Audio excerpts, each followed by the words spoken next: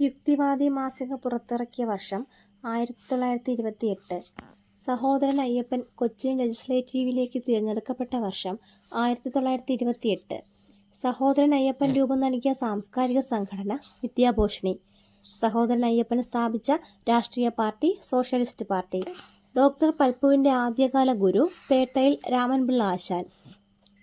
Ezhava memorial സ്ഥാപിച്ച വർഷം 1986. തനിക്കും തൻ്റെ സമുദായത്തിനും അനുഭവിക്കേണ്ടി വന്ന പീഡനങ്ങളെക്കുറിച്ച് മദ്രാസ് മെയിൽ പത്രത്തിൽ പൽപ്പു എഴുതിയ ലേഖന പരമ്പരയാണ് തിരുവിതാംകോട്ടെ തീയൻ. 1904 രൂപീകൃതമായ സ്ത്രീ സമാജത്തിൻ്റെ അധ്യക്ഷ മാതാ പെരുമാൾ. ഈഴവ മഹാസഭയുടെ ആദ്യ സമ്മേളനം നടന്നത് തിരുവനന്തപുരം. കുട്ടിക്കാലത്ത് ആഗമാനന്ദസ്വാമി സ്ഥാപിച്ച വിദ്യാർത്ഥി സംഘം സനാതന ധർമ്മ വിദ്യാർത്ഥി സംഘം. ആരിൽ നിന്നാണ് ആഗമാനന്ദസ്വാമി സന്യാസം സ്വീകരിച്ചത്? നിർമ്മലാനന്ദ സ്വാമികൾ. ആഗമാനന്ദസ്വാമി സന്യാസം സ്വീകരിച്ച സ്ഥലം ബാംഗ്ലൂർ. ആദ്യമായി ആശ്രമം സ്ഥാപിച്ച സ്ഥലം പുതുക്കാട്. ആഗമാനന്ദസ്വാമി ബ്രഹ്മചാരിയായി ജീവിതം തുടങ്ങിയ ആശ്രമം തിരുവല്ല ശ്രീകൃഷ്ണാശ്രമം. നമ്പൂതിരി സമൂഹത്തിലെ സാമൂഹ്യ അനാചാരങ്ങൾക്കെതിരെ ശബ്ദമുയർത്തിയ VT ഭട്ടതിരിപ്പാടിൻ്റെ നാടകം അടുക്കളയിൽ നിന്ന് അരങ്ങത്തേക്ക്. അടുക്കളയിൽ നിന്ന് അരങ്ങത്തേക്ക് നാടകം പുറത്തിറങ്ങിയ വർഷം 1929. നാടകം ആദ്യമായി അവതരിപ്പിച്ചത് ഇടക്കുന്നി. നമ്പൂതിരി യുവജന സംഘത്തിൻ്റെ മുഖപത്രം ഉണ്ണി നമ്പൂതിരി. ശിവഗിരി ശാരദാ പ്രതിഷ്ഠ നടത്തിയ വർഷം 1912. ശാരദാമഠം നിർമ്മിച്ചിരിക്കുന്ന ആകൃതി അഷ്ടഭുജം.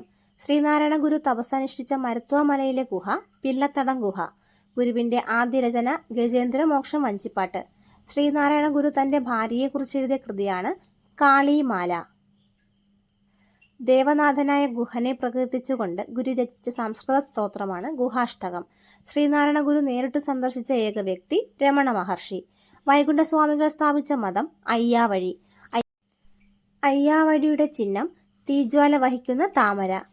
അയ്യാവഴിയുടെ ലക്ഷ്യം ധർമ്മയുഗ സ്ഥാപനം.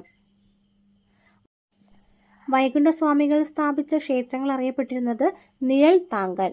അയ്യങ്കാളിയെ പുലയ രാജാവെന്ന് വിശേഷിപ്പിച്ചത് ഗാന്ധിജി. ഇന്ത്യയുടെ മഹാനായ പുത്രൻ എന്ന് അയ്യങ്കാളിയെ വിശേഷിപ്പിച്ചത് ഇന്ദിരാഗാന്ധി. നഗരപ്രദേശങ്ങളിൽ തൊഴിലുറപ്പ് പദ്ധതി അറിയപ്പെടുന്നത് അയ്യങ്കാളി തൊഴിലുറപ്പ് പദ്ധതി. അയ്യങ്കാളി പ്രതിമ രൂപകൽപ്പന ചെയ്തത് ഇസ്ര ഡേവിഡ്. 1980 അയ്യങ്കാളി പ്രതിമ തിരുവനന്തപുരത്ത് കവടിയാൽ അനാച്ഛാദനം ചെയ്തത് ഇന്ദിരാഗാന്ധി. ഞാനിതാ പുലയ ശിവനെ പ്രതിഷ്ഠിക്കുന്നു എന്ന് പറഞ്ഞത് അയ്യങ്കാളി.